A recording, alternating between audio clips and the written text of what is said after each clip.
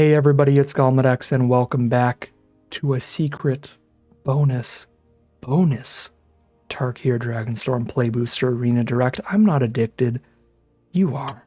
It's 11 p.m. at night. It's been a very, very long day. No face cam. This was not a scheduled recording session, so I don't have the green screen up or anything. I'm very unkempt. But I'm very addicted. No, you're addicted. That's what I said, right? You're very addicted to Arena Direct videos, so I have to record another one to you, right? Or record another one for you.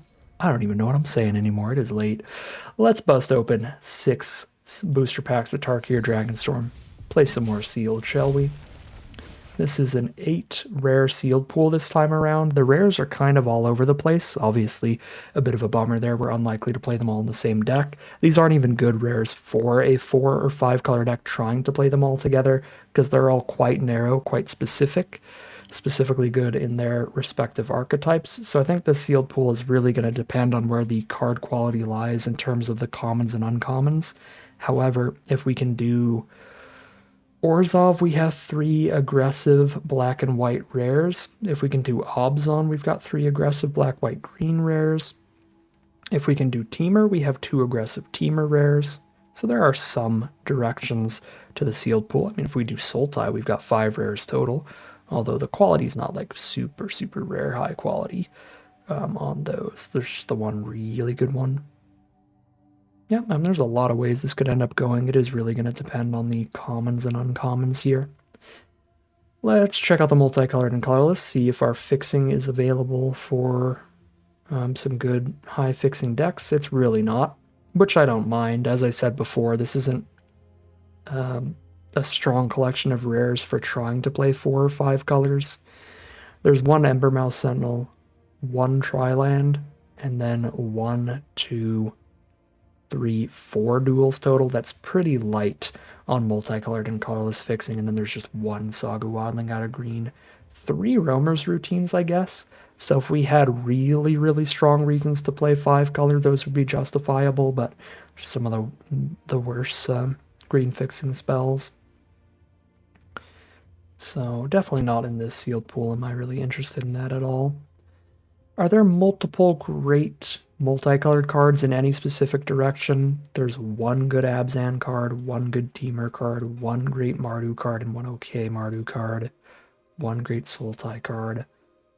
There is a good Boros aggro card, along with a decent Mardu one and a good Mardu, a great Mardu uncommon. So there's kind of 3 towards Mardu versus 1 Teamer, 1 Sultai, 1 Abzan. But the hollow Merc Siege means that there are 2 towards Obzon and 2 towards Sultai. So 2 for Obzon, 2 for Sultai, 3 for Mardu. For Jeskai, Glacial Dragon Hunt's really good. Frostcliff Siege is solid. I don't like Effortless Master very much, so that leaves Siege and Dragon Hunt. So 2 blue-red cards, 1 red-white one. That's 3 cards towards Jeskai, plus the sweep's pretty good. 4, 3 cards towards Teamer. Okay, there's kind of a lot for a lot of directions. I think, what were the main ones we listed? Mardu has 3 cards, Teamer has 3 cards, Jeskai has 4 cards. Sultai's got 2 as well. Obzon's got 2. Yeah, there's kind of a lot for everything. Let's just see the individual card quality. That was a lot of looking at colorless and multicolored only for it to be pretty even there. Okay. White is a really solid aggressive color to play at the core of our deck. We'd want to pair it with a deck with a color with really good removal, ideally, and maybe some little better late game. But solid aggressive color here. I love the Voice of Victory, the Pack Beasts kind of stuff early. There's 1 great removal spell, 1 medium one we could play if we're super light on removal in the second color. How's blue looking? Double Sib-Sig Praiser is an absolute treat. Dispelling Exhale and Fresh Start are great pieces of interaction. Unending Whisper's a solid, cheap draw spell. Bewildering Blizzard's a great late-game draw spell, and Teamer Devotee is playable if we play Teamer. So solid blue towards Teamer doesn't play particularly well for any other clan, I would say. I guess it's okay for Jeskai, so there's that too. Black. Aggressive Negotiations plays pretty well in Sealed. It's kind of slow, and there's tons of big bomb rares and mythics because everybody gets 6 to like 12 rares in their Sealed pool. So Thought Seizing One Away can play really well. And there's a decent amount of creatures in here. I don't like Bloodflies really at all. But the rest of these creatures are all pretty playable. It is lighter on removal than I would want it to be. If I wanted this to be the ideal black to pair with our white, it would involve some Caustic Exhales or a Dragon Spray or something here, and a bit better creatures. Even the ones I left in are kind of filler, like the Brigade and the Nurturer and the Death Gorger. But it's good. It's a decent black sealed pool, really carried by the power of Surveyor in Arashan City. If we didn't have the Surveyor in Arashan City, I wouldn't really care about the black. For red, 2 removal spells out of red. Ironically, red has more removal than black in the sealed pool. It's got more aggressive creatures with 2 Shock Brigades, 2 Jeskai Devotees. That's good fixing towards Jeskai. And we had some decent Jeskai cards because of the blue-red stuff. The way that the red and white pairs up is aggressive enough, I think, to splash in the blue-red 6/5 Vigilance Menace thing as well, the Flurry Vigilant Menace card. So that's a little interesting. Yeah, these are good cards for a Jeskai deck.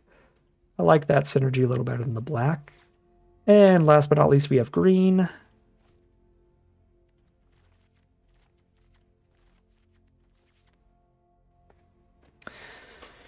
Green's okay. I think I have so many like colorless and multicolor cards here that none of our colors are super deep. Uncastable spells on color. Triple Champion of Duson's kind of scary if you're just like a beat down deck. Green white towards Obzon beat down. It's actually kind of a thing here. Really low on removal, but just get some 4/2 tramples early in the game with Snakeskin Veils to protect them. What are the Obzon cards? A Skirmish Rhino. The Hollowmark Siege, yeah, that's kind of scary. +1/+1 counter menace on somebody every turn. But off the splash, if it hits really late, I think it gets a little worse. Jeskai gives us the Frostcliff Siege in the Dragon Hunt. Frostcliff Siege is really good with a wide board state, and I think our Boros is pretty good at making that wide board state. I've done a lot of Boros stuff,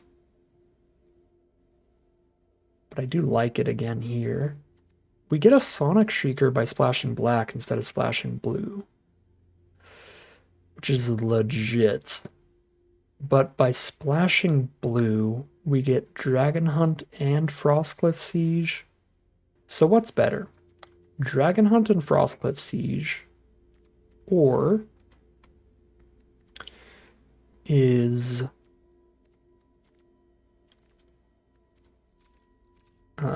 Sonic Shrieker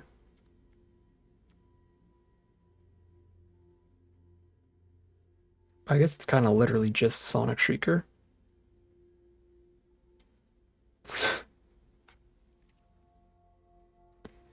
There's one blue-red fixing towards Jeskai. There's no fixing towards the Mardu. Okay, so we get better mana by going Jeskai and more cards total, but Sonic Shrieker is like really valuable. We could also splash in, I suppose, like a worthy cost. So we do have a decent amount of... Oh, what the heck is that mechanic called? Mobilize. Got a decent amount of Mobilize going on to sack those cards to it. I like our blue a lot. The 2 Appraisers, the Fresh Start, the Spelling Exhale. I just don't think there's enough high-quality blue to be a main color. Which is kind of rough because these cards aren't the most splashable because they're the best when you play them early. Yeah, I mean, I think we're definitely Jeskai.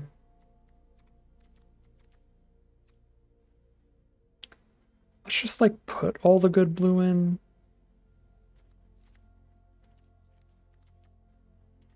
Just see how that lines up if I tried to play blue as a core. Yeah, there's just not a high enough quantity of good blue spells. The rest of them are like really bad, I think, for Jeskai. I guess Blizzard could be okay. Devotee could be okay. Spell 1, 2, 3, 4, 5, 6, 7 main blue cards. Got more blue, red for blue cards. I guess that makes sense because it is about enemy colors, right? There's no blue-white cards in the set. So it would have to be blue-white, or sorry, blue-red splash the white. If we want blue as a main color. Most likely. That just looks wrong to me. The awkward part is like our best white cards are not super splashable. It's the Voice of Victory, really. The Mardu Devotee, even. The Kin Guard. It's just a bunch of really good cheap creatures. I could go for a really bold mana base here off of the double Jeskai Devotee. Oh, that mana curve. Boy, oh boy. 18 creature count. Devoted Duelist. Sentinel, if the mana ends up being good enough, can get cut too.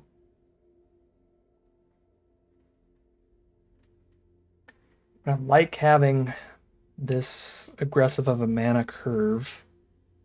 We've got some really, really big payoffs for having a wide board state between Frontline Rush and Frostcliff's Siege. Both of those can put a lot of damage or a lot of pressure on our opponent. I think we can splash in the Fresh Start and Dragon Hunt as well. Maybe even the Appraisers here. We have Molten Exhale, Glacial Dragon Hunt, Overwhelming Surge, Stormplane Detainment, Fresh Start, and Riverwheel Sweep. 6 removal-ish cards. Yeah, cut the combat tricky and less consistent removal then. And 1 more cut. We can treat these as really late game plays for flurrying and double spelling with. Go with Effortless Master pretty well. Like we're really on the top of our curve. I really don't want to cut a land. I also don't want to cut any of the 6 ways we have to deal with creatures, and I obviously also don't want to cut Frostcliff Siege. I don't really have any room to cut any non-creature cards. Unless I cut a land. I don't think we do that in a 3-color deck. We want as many sources of each color as possible. Pretty badly here. This is a deep, deep splash to blue. Yeah, I think we caught a tiny bit of this extra top end creatures here. Tons of 2-drops for the practitioner flurries, so I kind of like that here. Yeah. Okay, 12 red, 11 white, and 7 blue. 7 red sources, 6 white sources, and 6 blue. That's insane. Why would you do that? Cut a blue for another white. 7, 7 on the main colors and 5 on the splash. It's an 11, 12. Red can get our white, white can get our red. Both those on occasion. They feel pretty equally important, going 7, 7 split on them. Might have to go even lower on blue. Think I do. 7, 7. It's rough. I wish I had like a single Mystic Monastery that would help so much. I'll double check. I don't think I do though.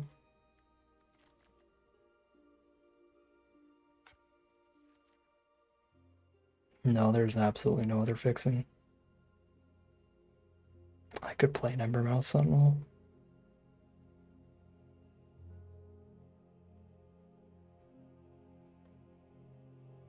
I have not been a fan of how that's been playing out lately, though. The 2/1 body is just so quickly nullified. It's really just putting a land on top of your deck. Yeah, I think I could use another red source here, because we have 2 cards out of red with 2 Jeskai Devotees that can get our white or blue mana. So if I had to lean heavier towards red or heavier towards white, it would be red by a tiny bit. There's 1 more red card, and I have 2 red cards that fix to white and only 1 white card that fixes to red. Alright, the mana's rough here. But outside of that, we've got a lot of power here, and we can try to cheese out some victories. So this looks like a decent Jeskai sealed pool. I'm a little sad. I'm a little sad here, because I've done so many runs of this. I feel like I have really been giving as many spins to the roulette wheel as possible to be able to play my favorite archetype in the sealed format, which is triple Sagu Wildling, some random 3-color rare or mythic 5-color goop pile. We haven't gotten to do it. We haven't had a sealed pool that had like the Dragon Tempest 6 mana Teamer mythic, or the Jeskai 7 mana instant speed mythic, or the 8 mana Sultai mythic. All of those are huge reasons to be, you know, green based 5-color, play all your rares decks, and they'll really support it well. Never opened one. And it's midnight right now, so I think no matter how this goes, I don't get to do another run. Yeah, I really shouldn't do another run after this, so we're just not going to be able to be a 5-color goop pile and sealed this time around. But you can look back at all the sealed pools we opened. I don't think we ever had one that was particularly well positioned for that. Certainly not these last 2 runs. That's what I can remember, because these 2 were recorded on the same day. The earlier runs I've forgotten a little by now. But this sealed and the last sealed that we played, our Mardu sealed pool, really did not have the tools for basically any other deck but some kind of Boros-based aggro like we're doing for the final 2 runs here. So we'll lock it in, call it a deck there, hop into the gameplay, see how far we get on the final run of the Tarkir Dragonstorm Arena Direct. Here we are on the draw for game 1.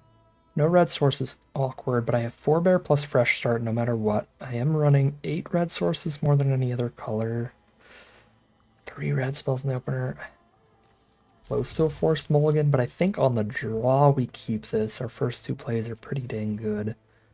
And both castable, obviously. Okay, now any land gets to Appraiser, which digs for the mountain. That was an incredible draw. Einok Wayfarer to start our opponent out. Teamer deck on the play here. They do pick up an island off the Wayfarer, draw their card there.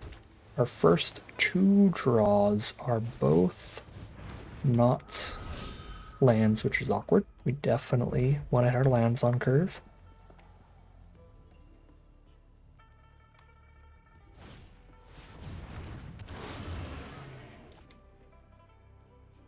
There's a Teamer Tawny back from our opponent. We've got the 3/1 that's good at trading into that. We find land 3 just in time. That feels exceptional. Here's Sibsig Appraiser. Look for the red source. These are not the red source, but we'll take land 4. We're getting closer. No red in the top 12 cards this game. Okay, Kinguard is not a bad draw. So now we get to cast a spell here and hold fresh start up. We're going to go wide here because we're a Frostcliff Siege deck. And that card gets a lot more value the wider your board is. We are getting really punished for the slower hand. They've got the Mammoth Bellow to double up. Even if I make the Mammoth a 0/5, they can just harmonize off the Tawny back instead.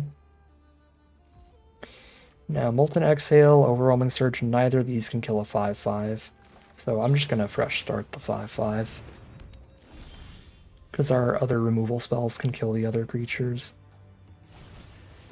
There's another non-mountain. Play a Voice of Victory and pass. Our opponent's real stable here because we played it slow. And Roar of Endless Song is a tremendously powerful bomb rare saga that's gonna pretty handedly win them the game here.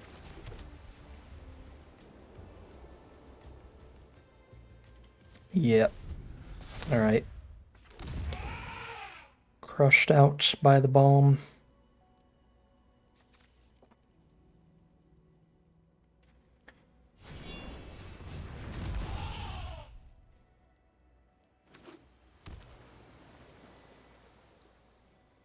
We have drawn a Voice of Victory, so we drew our own pseudo bomb, but it's only really bomby when you get to curve out with it on the play. Then it's really, really hard to beat. But if you just top deck it later, when your opponent's as stable as our opponent has been, with 2 spells in a row that make 2 mammoths, it doesn't really do anything at all. So, yeah, Roar of Endless Song kind of just solos us here. The mana issues were awful. Max punished for this keep. Okay, I guess technically we could have gotten punished a little bit more. We could have just drawn no lands all game and died super fast, but it's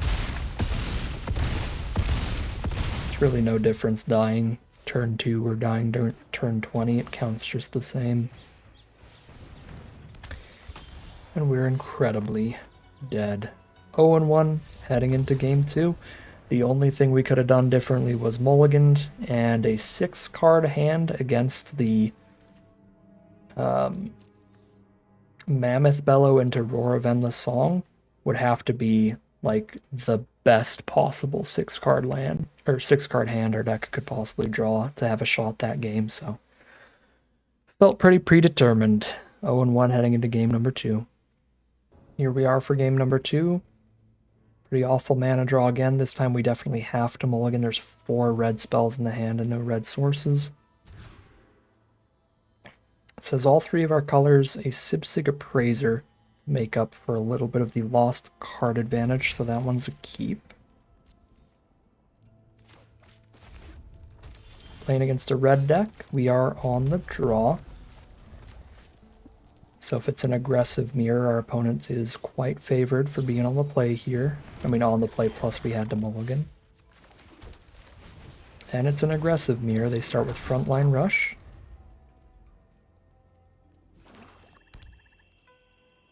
Full Mardu deck from our opponent. There's the early removal for Shock Brigade, Poke B for 2.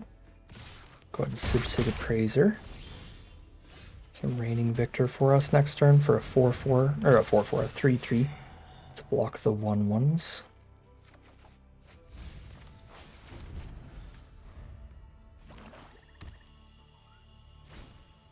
War Effort, absolutely incredible card.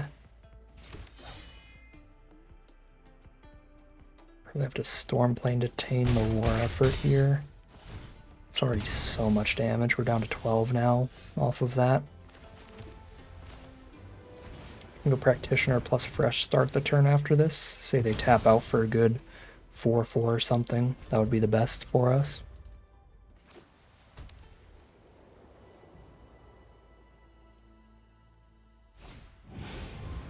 Yep, that works out well. I go pretty dang low here, but gives me a really good double spell. Frontline Rush for later now.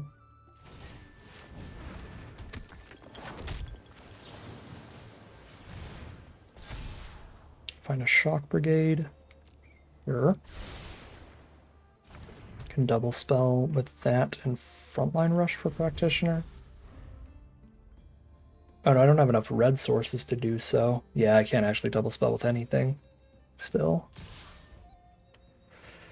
Well, that obviously can't be good. Let's see what the gigantic combat trick is here.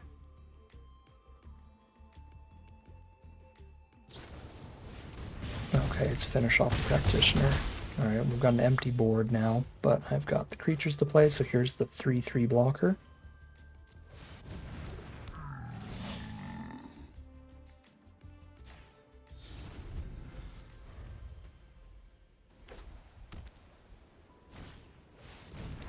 Couple 1-1s.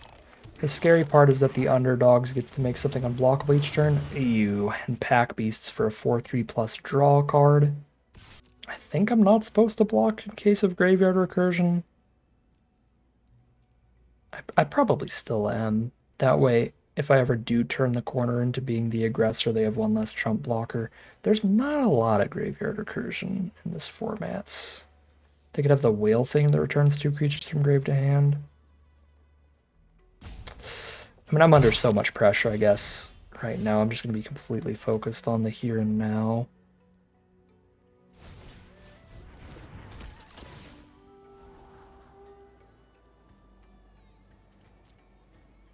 I think I keep both of those, and then I'm going to just discard the Master to the Dragon Hunt. Most likely.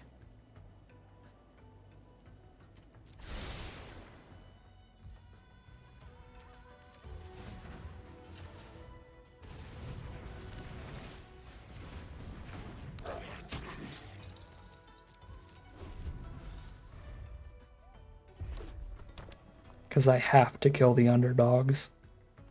So I'm going to Glacial Dragon Hunt that.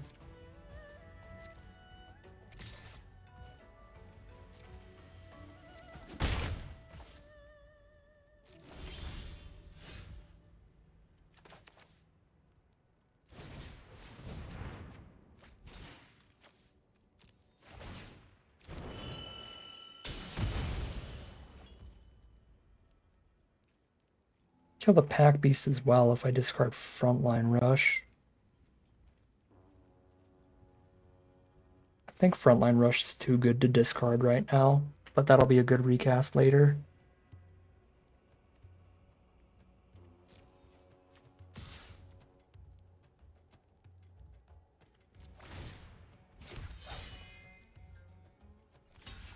All right. All right, well, that's what Frontline Rush is for. Whoops. That was a punt.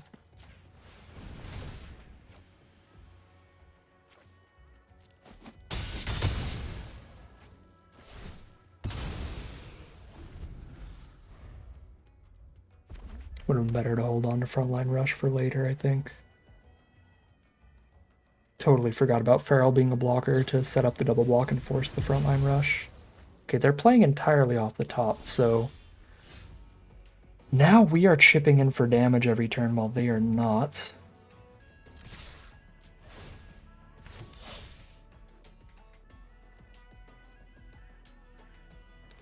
So I'm slowly getting the life totals towards where they might be in our favor.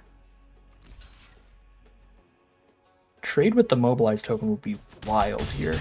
Okay, yeah, they don't do it. Yeah, for now, our opponent is definitely favored in this top deck board, but it is possible to get significantly luckier than them here. We'll see.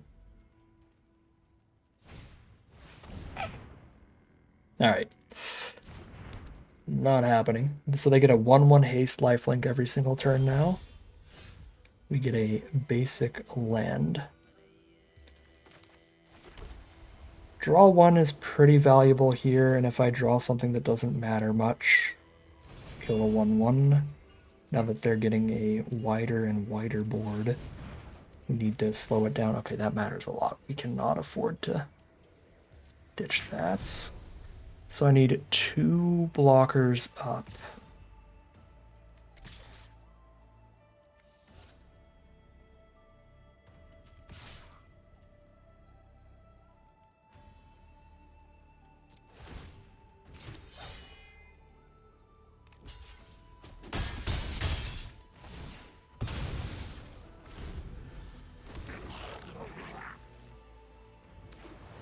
There's the land this turn from our opponent.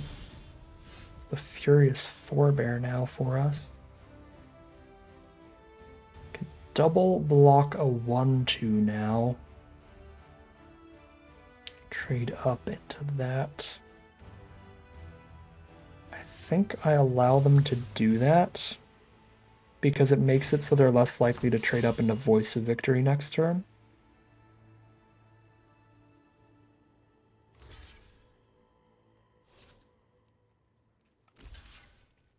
They could also not block here and try to do a 3-creature swing in the future, but they are going to trade up into a 1/2.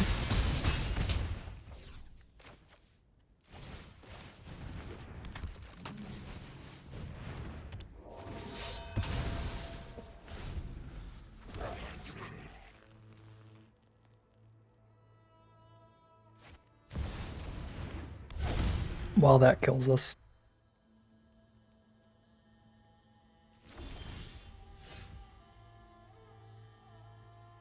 Rare into mythic. There was a land in between, but that kills us. They can just decay our whole board and we have no blockers. Even if I hold up enough stuff to block it, not get trampled immediately. 6 life. If I just block the 3/1/1s, I can take the 5 and go to 1. So I need 3 blockers up.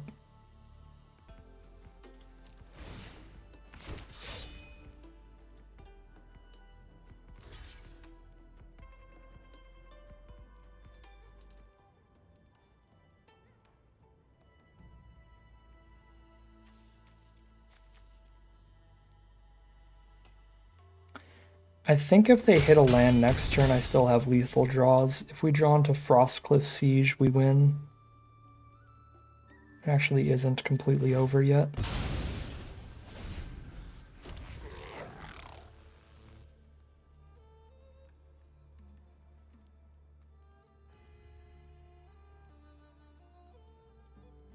If they hit a removal spell off the top, it is. Or a combat trick off the top. Or burn.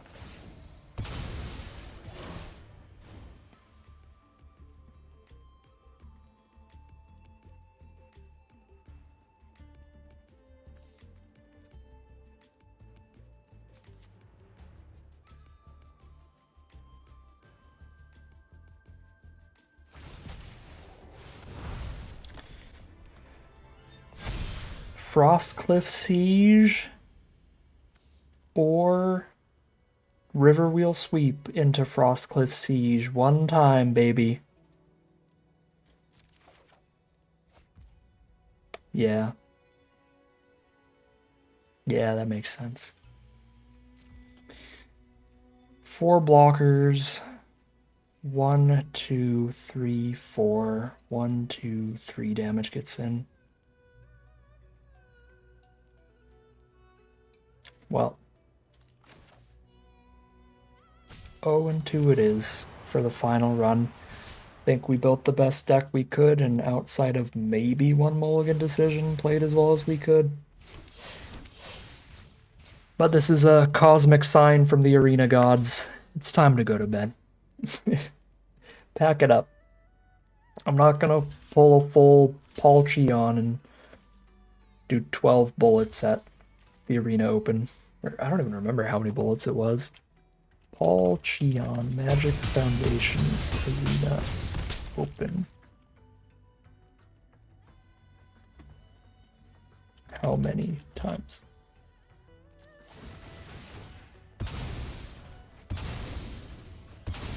Wait.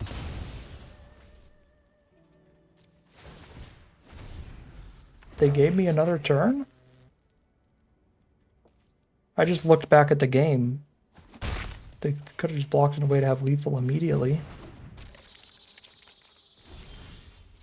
Okay. So now I still win if I draw Frostcliff Siege. Frostcliff Siege top 2, one time? What is happening? I was like Googling and I'm not dead. I'm still not dead now, but now I don't have an out because I have to chump. Man, if there were justice in the world, they would have been punished for that, because that was like really easy to just lethal me there. I had like no cards in hand. Oh great, they have Exhale too. Doesn't matter, really doesn't matter. Absolutely no justice. All right. Okay, I looked it up. Paul Cheon did 16 runs of the Magic Foundation's Arena Open before he gave up. I'm not doing 16 Arena Direct. Sometimes you just can't get there, as you can tell, because there are professional players like Paul Cheon that are much better than me that have even longer, worse runs than this. Like even longer runs than this and still never get the box or never get the day 2 of the Arena Open, so. That's just how the cards fall for us this time around. Again, I think this is about the best deck we could play. Maybe the Mardu build was decent too with the Sonic Shrieker, or the Obzon build. They were all pretty equal, I think, with like the Skirmish Rhino stuff there. Playing the green at the core instead of the red, and going white-green there with champions for damage was something we could have tried, but I think these would all play pretty equivalently. There was no like absolute banger deck here in this sealed pool. It looked like kind of a banger to me, but clearly it was not. That's an 0-2 run for the final Arena Direct run of Tarkir Dragonstorm. But that is going to end today's video. As always, I'd like to thank my patrons and YouTube members for their support, as well as you for watching the video. If you enjoyed and are interested in seeing some more like it, you can always like, comment, and subscribe to tell the YouTube out and send you some more in the recommended feed. If you'd like to catch me live, you can check out the Twitch channel in the link in the description below. If you'd like to support the channel directly, you can check out the Patreon link in the description below. But other than that, as always, thank you very much for watching, and I'll see you again soon for some more Magic Arena.